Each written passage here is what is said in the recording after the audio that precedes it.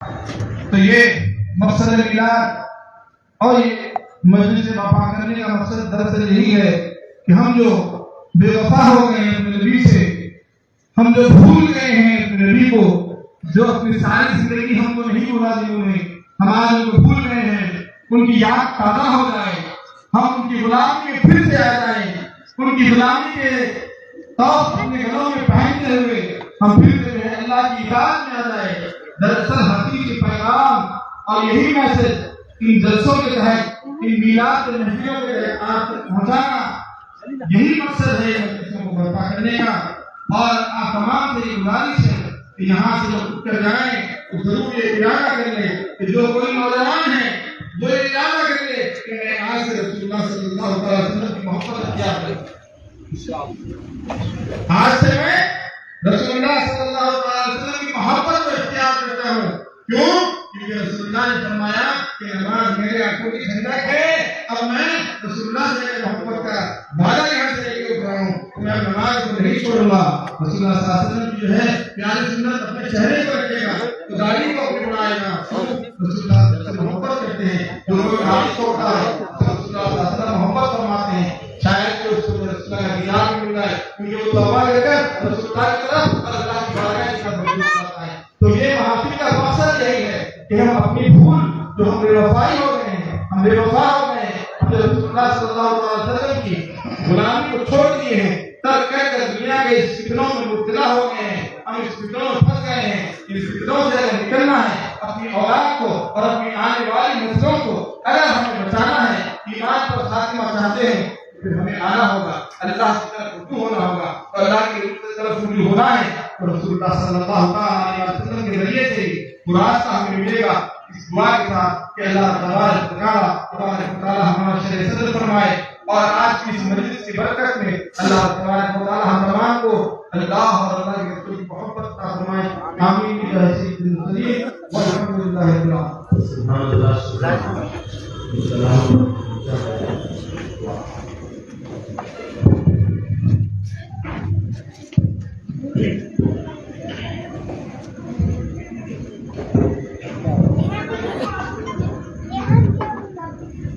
انشاءاللہ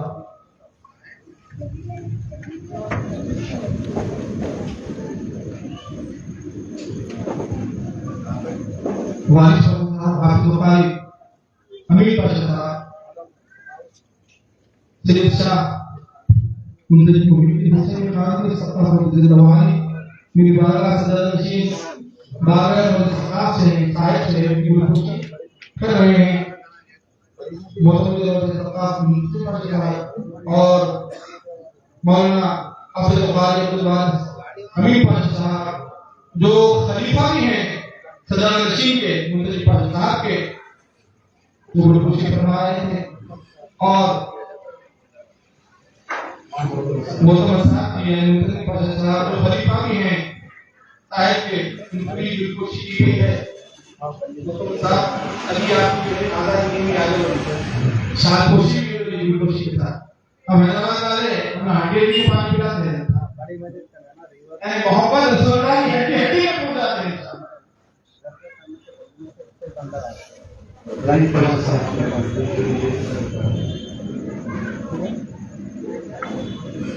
رائٹ کمار ادھر سے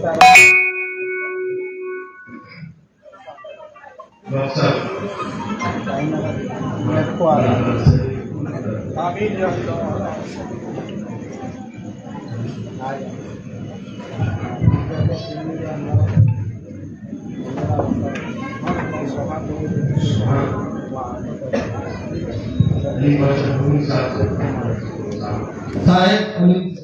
علی پاشا صاحب کی خوشی فرما رہے ہیں۔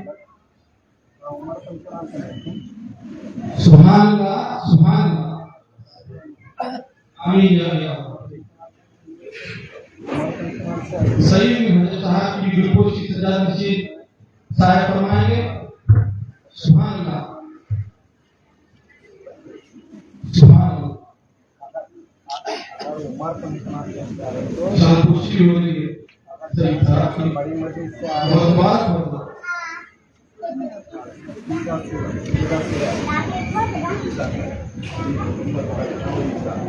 محمد الحمد صاحب کی کوشش فرمائے صاحب خوشی ہو رہی ہے سر خالد صاحب کی خوشی ہو رہی ہے. یہ بھی صاحب کے مرید ہیں اور صاحب کے وزراء میں شامل ہیں. صاحب جو کہنے کے لیے حکم رکھتا ہے صاحب کی خدمات بہت چاہتے ہیں اور چاہنا بھی چاہیے کیونکہ ہمارے صاحب آل رسول سے ہیں اور جو کوئی رسول اللہ صلی اللہ علیہ وسلم کی آل سے محبت کرتا ہے حقیقت میں وہ ایمان کا حصہ ہے انشاءاللہ. شاہجہاں صاحب کی بھی خوشی ہو رہی ہے. سبحان اللہ ہے. اللہ حضرت کا اس سفر کو خیر فرمائے قبول فرمائے. انشاءاللہ ان کی حاجتوں کو اللہ تعالیٰ نے فضل سے پورا فرمائے.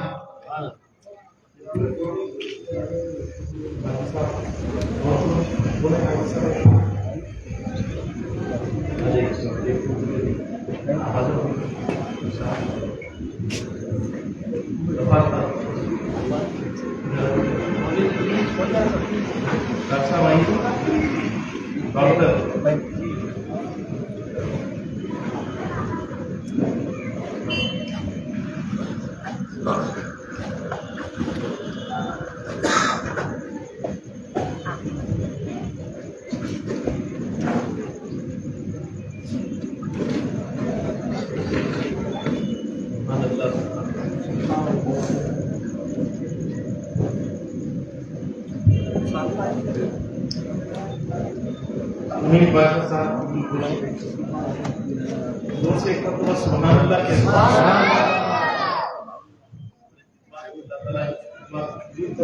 آمین.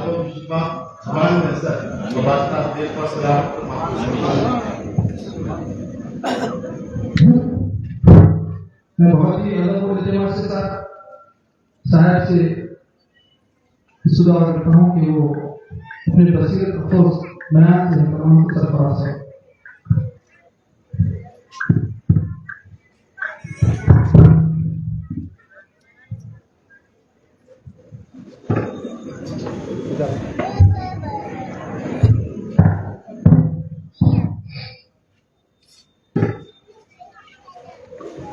السلام علیکم ورحمۃ اللہ وبرکاتہ.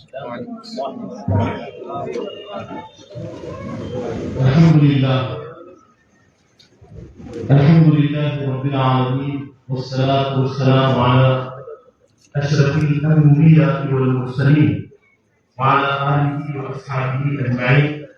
اما بعد. قال اللہ تبارک وتعالى في كلام القديم أعوذ بالله من الشيطان الرجيم وما أرسلناك إلا رحمة للعالمين.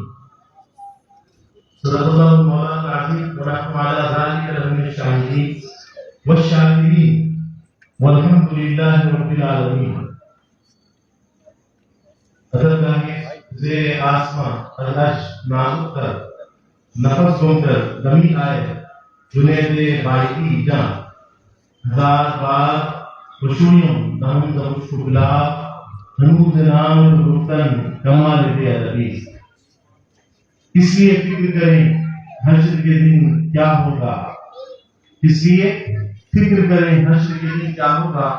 جو بھی ہوگا میرے آقا کے سامنے اچھا ہوگا.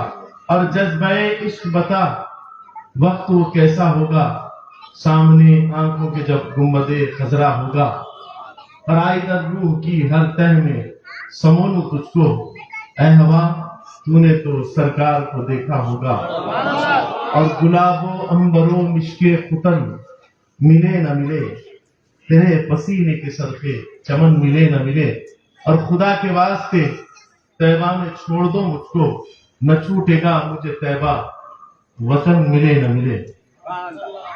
کالے رنگ کے کالے اعمال امت کے چھپ جائیں اسی لیے آقا نے چنی ہے کالی کملی اپنی.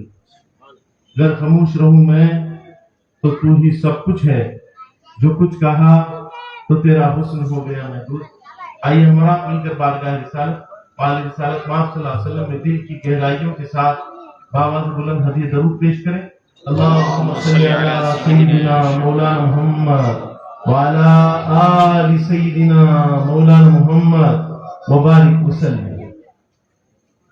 درود پاک کی بے شمار فضیلتیں ہیں. نبی رحمت صلی اللہ علیہ وسلم پہ جو کوئی درود پڑھتا ہے رب تعالیٰ اپنے کرم کے اپنے عنایات کے فیصلے اس کے لیے فرما دیتے ہیں. تھوڑا ایک کام کریں گے، تھوڑا اپنی مائک کو آگے لے لیجیے، کرسی کو بھی تھوڑا ہمارے آگے لے لیجیے.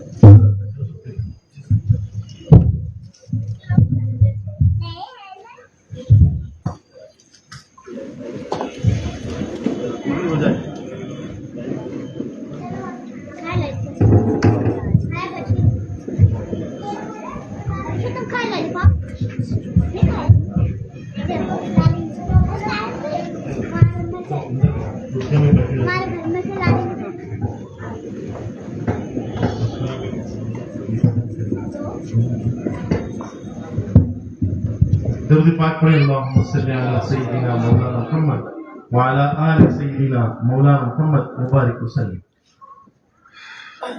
تو اب جیسا کہ میں نے آپ سے عرض کیا کہ درود پاک پڑھنے سے نبی رحمت صلی اللہ علیہ وسلم کے درجات کو ہم بلند نہیں کرتے بلکہ اللہ تعالیٰ کا فضل ہمارے ساتھ ہو جاتا ہے. کیونکہ اللہ کے حبیب صلی اللہ علیہ وسلم کو اللہ تعالیٰ نے پہلے سے ہی کرم سے سرفراز فرمایا. قرآن پاک میں اللہ تعالیٰ نے فرمایا وَرَفَعْنَا لَكَ ذِكْرَكَ، اے حبیب صلی اللہ علیہ وسلم ہم نے آپ کو آپ کے لیے آپ کے ذکر کو بلند فرما دیا. اللہ اکبر. تو سرکار کا ذکر جو ہے ڈیلی بلند ہوتا جا رہا اور صبح قیامت تک وہ معاملہ سلسلہ چلتا رہے. اللہ اکبر اللہ اکبر. اب یہاں پر جو درجات بلند ہوتے ہیں درود پڑھنے پہ وہ ہمارے ہو جاتے ہیں. تو درود پاک پڑھنے سے ہوتا کیا ہے؟ درود پاک پڑھنے سے رب سے قریب ہو جاتے ہیں، اللہ کی عنایتوں کے دروازے کھل جاتے ہیں.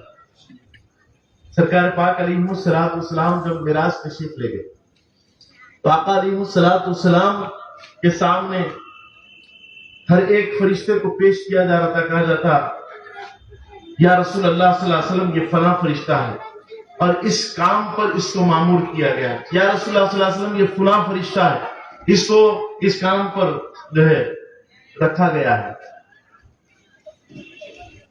ایک فرشتہ پیش کیا گیا، وہ عجیب و غریب فرشتہ تھا.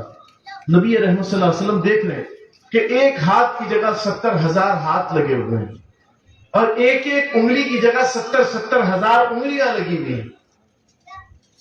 آقا علیہ الصلوۃ والسلام جبرائیل سے کہتے ہیں جبرائیل یہ کون ہے؟ فرماتے ہیں یا رسول اللہ صلی اللہ علیہ وسلم یہ بارش کا فرشتہ ہے. جب زمین پہ بارش گرتی ہے تو اس کا کام یہ ہے کہ خطرات کو گن لینا. کیا کرنا؟ خطرات کو گن لینا. اور یا رسول اللہ صلی اللہ علیہ وسلم جب سے دنیا بنی ہے آج تک کتنی بارش ہوئی ہے اس کے پاس ریکارڈ موجود ہے. اللہ اکبر. ذہانت بھی ایسی ہے کہ جب سے دنیا بنی آج تک کا اس کے پاس ریکارڈ بھی موجود ہے. نبی رحمت صلی اللہ علیہ وسلم اس کی ذہانت پر تعجب فرما رہے. آقا علیہ الصلوۃ والسلام کی بارگاہ میں فرشتہ حاضر خدمت ہوتا ہے. عرض کرتا ہے یا رسول اللہ صلی اللہ علیہ وسلم ایک جگہ جا کر میری عقل معذور ہو جاتی ہے، ختم ہو جاتی ہے. نبی رحمت صلی اللہ علیہ وسلم فرماتے ہیں کون سا مقام اللہ نے تجھے ایسی ذہانت عطا فرمائی ہے کہ تو خطرات کو بارش کے گن لیتا ہے. جب سے دنیا بنی ہے آج تک کا سارا معاملہ بھی تجھے معلوم ہے اور تو یہ کہتا ہے کہ عقل معذور ہو جاتی ہے. بولے ہاں ایک مقام ایسا ہے. بولے کون سا مقام ہے؟ فرماتے ہیں جب آپ کے امتی ایک جٹ ہو کر آپ صلی اللہ علیہ وسلم کی بارگاہ میں درود و سلام پڑھتے ہیں، درود و سلام پڑھتے ہیں تو اللہ تعالیٰ جو رحمتوں کا نزول فرماتا ہے اس کو میں گننے سے قاصر ہوں. اللہ اکبر اللہ اکبر. کتنے بڑے فضائل و مناقب اللہ تعالیٰ درود پڑھنے والے پہ کرم کے فیصلے فرما رہے. لہذا بابا سے بلند پڑھے اللہم صلی علی سیدنا مولانا محمد وعلی آل سیدنا مولانا محمد وبارک وسلم. ابھی مزہ نہیں آ رہا. ابھی جو کیفیت درود کی آنا چاہیے نا وہ بہت مزے سے پڑھیں درود.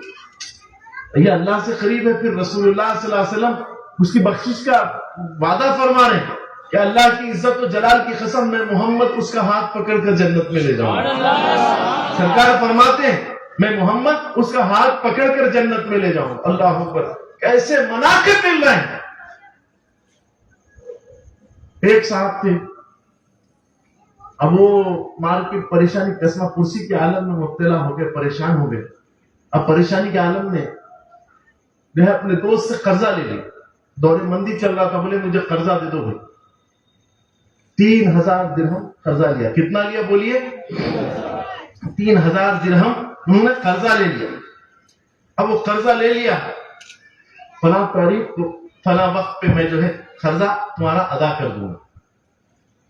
اب دن گزر گئے, وہ دن, وہ تاریخ, وہ وقت آ گیا. اب جیسے ہی وہ وقت آیا, جو ان کے ساتھی تھے وہ فوراً سے دریافت کرنے لگے. فرماتے ہیں کہ بھائی میرا جو مطالبہ, میں نے تم کو جو پیسے دیے تھے وہ پیسے مجھے دے دو, قرض کے طور پہ تم جو لیے تھے. اب وہ مطالبہ کرنے لگے. اب جیسے ہی مطالبہ کرنے لگے, یہ کہتے ہیں بھائی میرے پاس تو اس وقت پیسے نہیں ہے کیونکہ دور مندی چل رہا ہے, میں نے کاروبار میں لگائے اور یہ پیسے بھی اس میں ڈوب گئے. اللہ اکبر. اب جیسے یہ سنا, وہ کہنے لگے میں نہیں جانتا, تم نے یہ تاریخ کا وعدہ کیا تھا, اب مجھے پیسے چاہیے. اب دونوں میں بحث و تکرار ہونے لگی. اب تکرار اتنی بڑھ گئی کہ بات عدلیہ تک پہنچ گئی. دونوں قاضی صاحب کے پاس پہنچے. اب قاضی صاحب کے پاس جانے کے بعد میں سارا ماجرا سنایا تو قاضی صاحب نے ان سے سوال کیا کہ تم نے فلاں تاریخ تک پیسے دینے کی بات کی تھی اور تم اب پیسے نہیں دے رہے ہو, یہ تو غلط بات ہے, تمہیں پیسے دینا چاہیے. بولے قاضی صاحب جانتے ہیں نا دور مندی چل رہا ہے, قسمہ پرسی چل رہی ہے, پریشانی چل رہی ہے, جس کی وجہ سے میں ان کا قرض ادا نہیں کر سکا. بولے ٹھیک ہے, اب دوسری ترکیب یہ ہے کہ ان کو آپ قرضہ کب واپس کریں گے بتا دیجیے. اب یہ کہتے ہیں مندی کا دور ہے. بولے نہیں, عدلیہ کے اندر ایک بات کریں گے تو پھر تو آپ سزا کے مستحق ہو جائیں گے. تو قاضی صاحب نے کہا کہ دیکھو تمہیں 30 دن کا وقت دیا جاتا ہے. کتنا وقت دیا جاتا ہے؟ 30 دن کا وقت دیا جاتا ہے. 30 دن کے اندر تم پیسے ادا کر دینا. اب جیسے اب یہ تو پریشانی کے قسمہ پرسی میں مبتلا تھے, اب دوسرا کوئی چارہ بھی نہیں تھا, تو فوراً سے انہوں نے کہا ٹھیک ہے میں 30 دن کے اندر ان کے پیسے ادا کر دیتا ہوں. بات ہو گئی. اب یہ عدلیہ سے باہر نکلتے ہیں, سوچتے ہیں بھائی مندی کا دور چل رہا ہے, کہاں سے میں لا کے اس کو پیسے دوں گا, میرے پاس تو پیسے بھی نہیں ہے, میں کہاں سے لا کے دوں, میں نے تو ایسے ہی وعدہ کر لیا, اب کیا کروں. تو اچانک ایک اللہ والے کی بات یاد آئی. ایک اللہ والے کی بات یاد آئی کہ اگر کوئی کثرت سے درود پڑھتا ہے تو اللہ تعالیٰ اس کی ہر مصیبت کو راحت میں تبدیل فرما دیتے ہیں. اللہ اکبر. اب یہ خیال آیا تو انہوں نے فوراً سے اپنے گھر کی طرف گئے نہیں بلکہ ارادہ مسجد کا کیا اور مسجد میں جا کے بیٹھ گئے. اب مسجد میں بیٹھے, مسجد میں بیٹھنے کے بعد میں کیا کیا, اب وہ ڈیلی درود پڑھنے لگے. اب درود پہ درود پڑھتے جا رہے ہیں. ایک دن گزرا, دوسرا دن گزرا, اب کوئی راہ تو سمجھ میں نہیں آ رہی مگر یہ درود پڑھتے جا رہے ہیں. پڑھتے 28 دن گزر گئے. 29ویں شب جب لگی تو خواب میں کیا دیکھتے ہیں کہ ایک نورانی شخصیت ہے, وہ آ کے کہہ رہی ہے تم بڑے پریشانی میں نظر آتے ہو, قرضدار بھی ہو گئے ہو, ایک کام کرو, جو شہر کے امیر ہیں ان کا نام ہے علی بن عیسیٰ. کیا نام ہے بتائیے؟ علی بن عیسیٰ. ان کے پاس جانا اور جا کے کہنا کہ وہ تمہارا قرضہ ادا کر دے. اب یہ بے انتہا مسرتوں کے ساتھ نیند سے بیدار ہوئے, اب بے انتہا خوش ہو گئے. ارے بولے یہ ایک ترکیب, میں نے خواب میں ایک نورانی شخصیت آ کے کہی ہے کہ علی بن عیسیٰ کے پاس جاؤں اور ادا کر لوں. تو اب وہ فوراً سے نیند سے بیدار ہوئے. اب جیسے نیند سے بیدار ہوئے جاؤں, بولے کوئی بھی بولیں گا کہ نورانی شخصیت آئی اور جو ہے کہہ دی تو وہ یقین کیسے کریں گے, یہ تو یقین نہیں کریں گے. پھر اب کیا کیا جائے, پھر وہ گئے نہیں. اب اسی میں مصروف ہو گئے, میں معاملات پورے مکمل کر لیے. اب اس کے بعد میں وہ پھر سے سو گئے, درود پڑھتے ہوئے سو گئے. دوسرا دن آیا, 29ویں شب. یہ 28ویں شب تھی، اب 29ویں شب پھر خواب میں دیکھے کہ وہی نورانی شخصیت آئی ہے، کہتی ہے گئے نہیں؟ تو بولے آپ کون ہیں اور وہ میرا قرضہ کیوں ادا کریں گے؟ تو فرماتے ہیں میں محمد الرسول اللہ صلی اللہ علیہ وسلم، جا کے ان سے کہنا کہ وہ تمہارا قرضہ ادا کر دے۔ اب یہ مسرتوں سے دو چار ہوئے، اب دو چار ہو کے فوراً سے کیا کیا؟ صبح اٹھے، بولے سرکار نے کہہ دیا۔ پھر خیال آیا آج میں جا کے کہہ دوں گا علی بن عیسیٰ رسول اللہ صلی اللہ علیہ وسلم نے تم سے کہا ہے کہ قرضہ ادا کر دو، کیا وہ میرا قرضہ ادا کر دیں گے؟ قرضہ ادا کر دیں گے؟ اب پھر وہ ہے مجھ سے کوئی دلیل پوچھیں گے کہ اب کوئی بھی جائے گا جا کے کہہ دے گا کہ قرضہ ادا کر دو، رسول اللہ صلی اللہ علیہ وسلم نے فرمایا، تو دلیل پوچھیں میں سرکار کیسا بولے، کیا بولے، سارے معاملات ہوتے ہیں۔ تو سرکار تمہارے خواب میں کب تشریف لائے، کیا کیا معاملات ہے، کوئی نشانی دی، کوئی دلیل دی؟ پھر یہ سوچے، بولے نہیں بھائی معاملہ سمجھ میں نہیں آ رہا۔ وہ دن بھی گزر گیا، پھر سو گئے۔ اب یہ 30ویں شب تھی اور کل عدلیہ میں پیسے جمع کرنے۔ اب جیسے ہی سوئے خواب میں نبی رحمت صلی اللہ علیہ وسلم تشریف لاتے ہیں، فرماتے ہیں تو گیا نہیں؟ میں نے تجھ سے کہا تھا نا جانے کے لیے۔ فرماتے ہیں یا رسول اللہ صلی اللہ علیہ وسلم، اگر میں جا کے علی بن عیسیٰ سے کہتا کہ رسول اللہ صلی اللہ علیہ وسلم قرضہ میرا ادا کرنے کے لیے آپ کو کہہ رہے ہیں، تو وہ مجھ سے دلیل پوچھ رہے تھے، اب دلیل اگر نہیں دوں تو میں تو جھوٹا ہو جاتا، تو لہذا اس بات سے نہیں گیا۔ آقا علیہ الصلوۃ والسلام فرماتے ہیں تو نے ٹھیک کیا، تو نے ٹھیک کیا، اب میں تجھے دلیل عطا کرتا ہوں، اب میں تجھے دلیل عطا کرتا ہوں۔ سن لے، ایک عمل ایسا ہے جو علی بن عیسیٰ جانتا ہے، رب جانتا ہے اور میں جانتا ہوں، اب تو جاننے والا ہے۔ اس سے ہٹ کے اس کی بیوی بھی یہ عمل نہیں جانتی۔